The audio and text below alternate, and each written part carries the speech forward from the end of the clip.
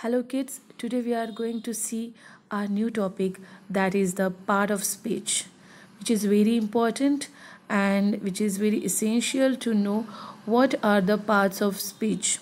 First of all, we all knows that we people are communicate with the help of some language, okay, and the language is made up of some sentences, and that sentences is made up of some group of words which we arrange it in very meaningful manner. Okay, so that sentence have contain 8 kind of words, each words having its own meaning. Okay, there are some 8 kind of words we use.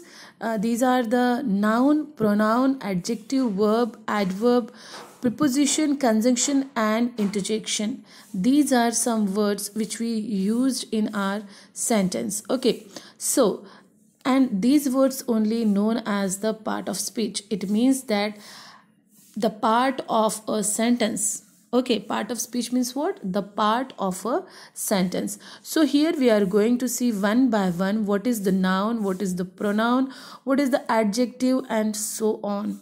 Okay, so here you can see some examples. See, each part of speech explain not what the word is but on the uses of the word. That the same thing I have told you. हर एक जो शब्द होता है वो सिर्फ आपके आपके word को ही एक्सप्लेन नहीं करता है, तो वो एक उसको किस तरीके से यूज़ करना है इसको भी एक्सप्लेन करता है. तो यहाँ पे देखिए, this book is written by Mahatma Gandhi. यहाँ पे जो वर्ड है book, this is the noun. For the convenient travel we book train ticket in advance. Here the word book is used as a verb. See, part of speech ये हमें क्यों पढ़ना ज़रूरी है? पार्ट ऑफ स्पीच में ना सिर्फ हमें शब्दों का यूज़, शब्दों के बारे में पता चलता है, बट शब्दों को किस तरीके से यूज़ करना है ये भी पता चलता है. तो सबसे पहले हम देखते हैं कि व्हाट इज़ द नाउन. अब नाउन का मतलब क्या होता है कि किसी भी चीज़ को शो करने के लिए, डिनोट करने के लिए हम कुछ वर्ड का यूज़ करते हैं. जैसे कि वो टेबल है, वो फ़ैन है, वो कूलर है. फ़ैन, कूलर, टेबल ये क्या है? This are the things. लेकिन उन थिंग्स को दिखाने के लिए हमने क्या यूज़ किया है?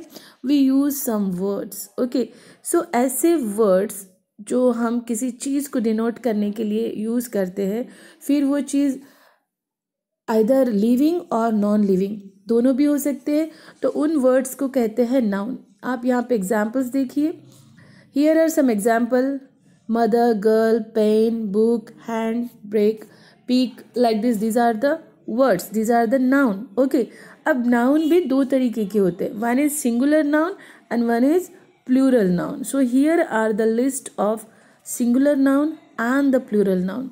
सी, मदर इज अ सिंगुलर बोले तो एक है, मदर्स बोले तो प्लूरल बोले कि अनेक है, पिक बोले तो एक है, पिक्स बोले तो अनेक है. ठीक है, इस तरीके के सिंगुलर और प्लूरल नाउन्स होते हैं. ठीक है, प्लूरल और सिंगुलर नाउन्स के कुछ रूल्स होते हैं. मतलब सिंगुलर नाउन्स को प्लूरल करने के लिए कुछ रूल्स को फॉलो करना पड़ता है. आप यहाँ देख सकते हो कि हमने ये जो सिंगुलर नाउन है उसको एस लगा के प्लूरल किया है. जैसे कि पेन को एस लगाया तो पेन्स हो गया, अनेक वचन हो गया. पिक को एस लगाया तो पिक्स हो गया. लेकिन कभी कभी नाउन्स जो होते हैं वो उनकी जो एंडिंग होती है S, S H, E S और क्वी जेड से भी होती है. ऐसे जो नाउन्स है जिनकी एंडिंग जो है S, S H, C H, X, P Z इस तरीके से हो, तो उनको हम प्लूरल बनाने के लिए ई एस लगाते. आप देख सकते हो बस की एंडिंग जो है वो एस से हुई है तो हमने उसको बसेस किया है, B U S E S. Bush को भी एस एच से हुआ है तो बुशेश किया है. इसी तरीके से अगर आपके नाउन में लास्ट में अगर वाई रहता है तो उसको प्लूरल बनाने के लिए हम वाई को कन्वर्ट कर देते हैं आई में और फिर एस एच लगाते हैं. Okay, you can see here city and boy को आप ऑब्जर्व कर सकते हो. ठीक है, नाउ अब आप बोलोगे कि ये जो बॉय है, बॉय में तो हमने क्या किया है कि सिर्फ एक ही एस लगाया है। ओके, तो ये इसलिए हुआ है कि पहला जो वर्ड है सिटी, उसमें वाई जो है it is followed by the consonant, and second में है Y is followed by the vowel. तो यहाँ पे ये होता है कि अगर आपका वाई वावल को फॉलो कर रहा है तो उसको प्लूरल बनाने के लिए आप क्या लगाओगे, सिर्फ एस लगाओगे। लेकिन अगर आपका जो वर्ड है, आपका जो वाई है, वो कॉन्सोनेंट को अगर फॉलो कर रहा है तो आप उसको वाई को कन्वर्ट करोगे आई में और ई एस लगाओगे। Is it clear now? Yes, okay. यहाँ पे चलो अभी और कुछ देखते हैं। जैसे कि कभी कभी जो वर्ड्स होते हैं उसकी शुरुआत, उसकी जो एंडिंग होती है ओ से होती है, तो उसको किस तरीके से हम प्लूरल करें। तो अगर आपके वर्ड्स की एंडिंग जो है वो ओ से हुए, जैसे कि रेडियो में दिख रहा है, तो उसको प्लूरल बनाने के लिए हम क्या लगाएंगे, एस लगाएंगे। Okay, you can see here the whole explanation also is given. Okay, so here what all about the noun in the singular and the plural form. Okay, see, one more time I just want to recall it, revise it. What is the noun? Noun is the word which we use to denote something that things can be living or non living.